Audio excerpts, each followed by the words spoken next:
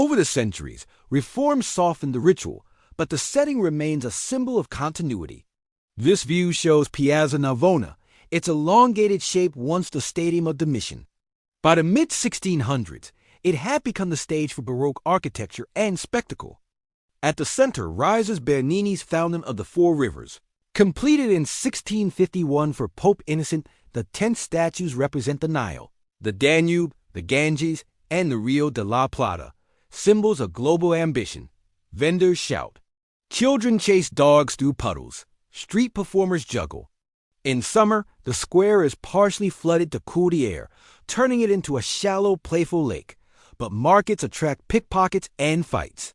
The wealthy glide in carriages while the poor watch from the edges. The contrast is sharp and sometimes tense. This piazza mattered because it embodied Baroque Rome, theatrical, confident, and international.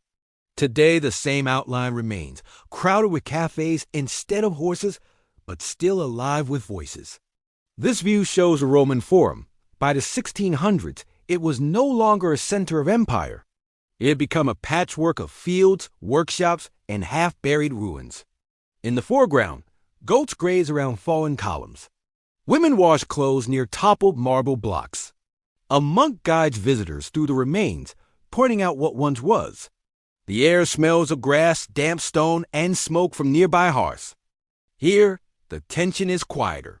Much of ancient Rome is being quarried for new palaces and churches.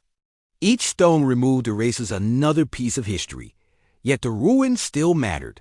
They reminded everyone, popes, pilgrims, and artists, of the city's ancient glory. Later excavations in the 1800s would transform the site into the archaeological park we know today. In the 17th century, however, it was part ruin, part neighborhood, part memory. This view shows the Colosseum rising in the background like a broken crown. By the 1600s, plants grow in the cracks, and entire families live in small shelters built against the arches.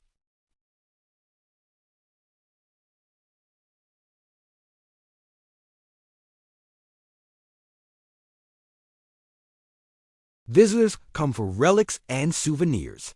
Thieves lurk in the shadows. The structure creaks in storms, and pieces occasionally fall. The danger is real. The building is majestic, yet unstable. It mattered because it represented both the brutal entertainment of ancient Rome and the enduring strength of its engineering.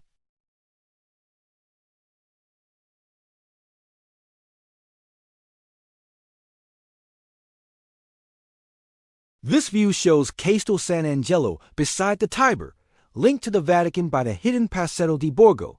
By the 1600s, this was both prison and refuge. Cannons line the walls. Guards patrol the ramparts. Below, boats move slowly along the river, carrying grain and timber.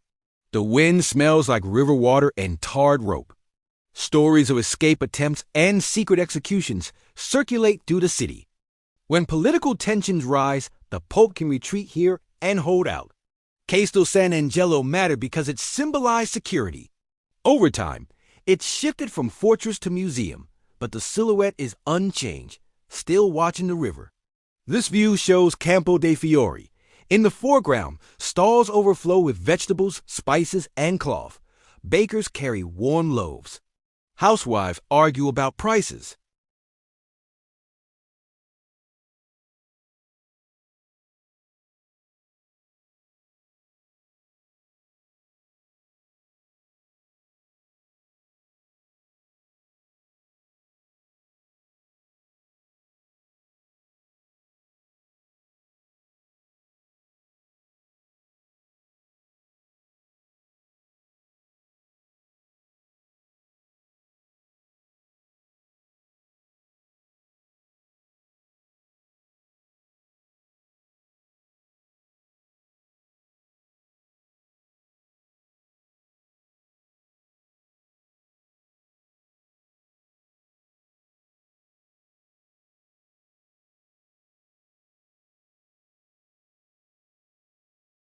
By the 1600s, carnival season turned the street into a stage of masks, songs, and daring riders.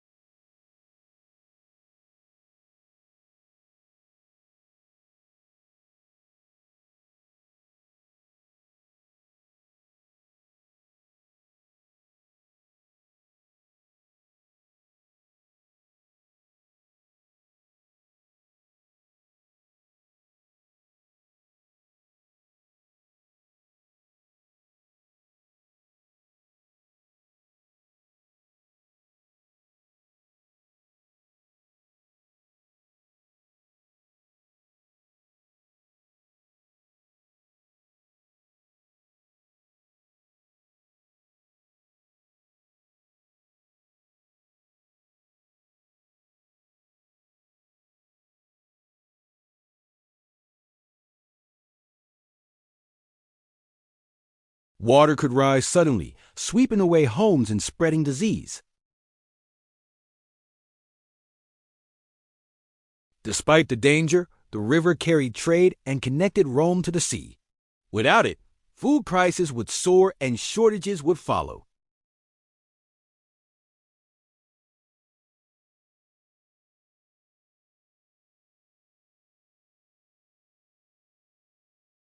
This view shows Trastevere, across the river, where narrow lanes twist through the working-class district. Laundry hangs between windows, artisans hammer metal, children play near fountains. At night, taverns fill with sailors, songs, and sometimes fights. By the 1600s, this neighborhood held communities of fishermen, craftsmen, and immigrants. Life was hard but deeply communal. Occasional police raids and outbreaks of illness created tension. Still, people relied on each other more than on the distant papal authorities.